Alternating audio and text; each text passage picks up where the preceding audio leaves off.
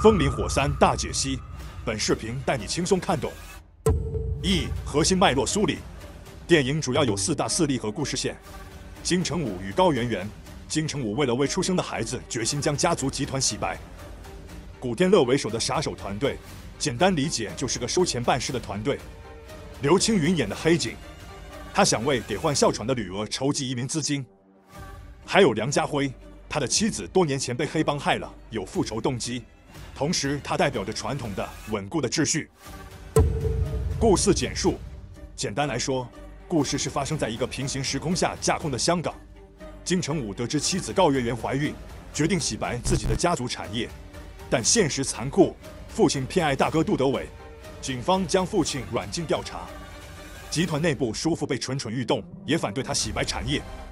高圆圆是药剂师加精神科医生，所以他们首先操纵卧底警员麦俊萌，利用其精神疾病，诱导他制造铜锣湾枪击案，然后引发医院爆炸，借机铲除父亲。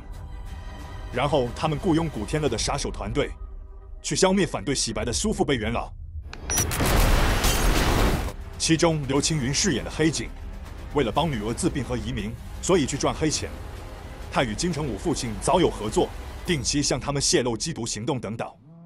刘青云借口要为女儿治病，继续和金城武做交易和加价，但被金城武反将一军，套出卧底人嫌弃的身份，随即被灭口。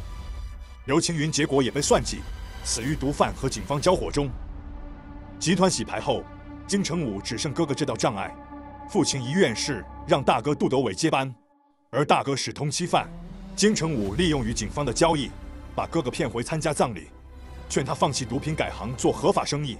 大哥拒绝，想坚持走老路。金城武秘密雇佣古天乐的杀手队，准备干掉他，却没料到古天乐中途被梁家辉打死。结局，梁家辉亲手了结2兄弟，哥哥挂了，金城武命悬一线。影片结尾，高圆圆临危接手集团，表示会延续丈夫洗白的路线，但她很快就遭遇集团的一位元老鬼宿的暗杀威胁。故事戛然而止，留下一地宿命与悬念。结尾酒吧长镜头，我的理解是，这一幕是在麦浚龙炸毁医院之前，这5个主角或3个阵营原本互不相识，是医院的爆炸案把他们命运绑在一起的。如果整部电影就停在这里，或者没有那爆炸案，也许他们的人生会走向更平凡正常的轨迹。值得注意的是，这是全片唯一用了暖色调而非黑白色调的场景。解释几个争议的问题：谁杀了梁家辉的老婆？这条故事线没有解释清楚，我们唯一知道的是凶手是长得像女人的男人。我猜测就是杜德伟。这案子发生在10几年前，可能当时他还是个长发鲜肉。即使不是杜德伟，我猜测也是他的手下。总之和他有关，这点可以解释为何结局枪战，梁家辉会对他开枪。为何要安排麦浚龙先枪击铜锣湾，再去炸医院？先搞枪击案就会造成医院很多伤者，人多就会乱套和疏忽管理，麦浚龙就更能进去。这案子幕后黑手肯定是高圆圆，因为其中一个杀手一直在被惩罚，口诀就是被心理医生催眠了。结局，古天乐团队究竟接了什么任务？为何互相残杀？他们团队接到了2个任务，一个任务是去杀杜德伟，古天乐接了这个；第2个任务是去杀第1个任务的杀手，也就是那个女孩和胖子接的任务，所以他们会去对付古天乐。我猜测，第1个任务是高圆圆下的，第2个任务是鬼宿下的。鬼宿是什么人？这个角色明显被删减了不少。从现有剧情来看，可以确定他是集团里的元老人物。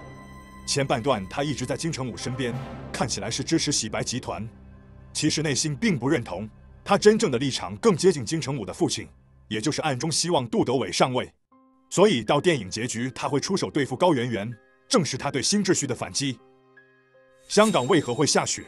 这是一个平行时空下的架空的香港，就是告诉我们，电影里面的不是我们现实世界里的那个香港，而是一个平行宇宙下的象征化空间。